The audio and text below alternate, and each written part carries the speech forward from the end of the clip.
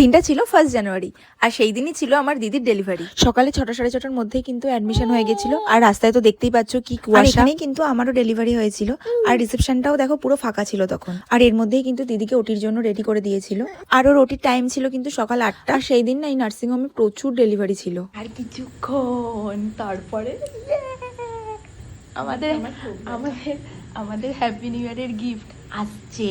তো এবারে দিদিকে ওটির ভিতরে নিয়ে যাওয়া হচ্ছে আর বাইরে দেখো আমরা সবাই কিন্তু ভীষণ টেনশন করছিলাম আর আমি শুধু ভগবানের কাছে প্রার্থনা করছিলাম আমার দিদি যেন সুস্থ থাকে। আর এর মধ্যেই দেখো আমরা শুনতে পেলাম বাচ্চার কান্নার আওয়াজ। আমরা বাইরে থেকে শুনতে পাচ্ছি।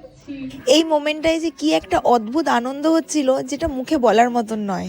আর এই দেখো আমাদের পুচকু সোনা আমাদের কিয়ান সোনাকে নিয়ে চলে এসেছে। কিন্তু অনেকেই জানতে চেয়েছিলে আমার দিদির কি হয়েছে, তো আমার দিদির কিন্তু বেবি বয় হয়েছে। থেকেই আমরা খুব খুশি হয়েছি। তো এবারে আমরা অপেক্ষা করছিলাম দিদিকে ওটি থেকে বার করার। দিদিকে আর ওর বেবিকে সুস্থভাবে দেখার পরে মনটা যেন শান্ত হলো। জানি ভিডিওটা একটু লং হয়ে গেল, যারা নতুন মা হয়েছো বা উঠবি মা আছো তাদের কিন্তু ভিডিওটা অবশ্যই বেশি ভালো লাগবে। তো চলো টাটা।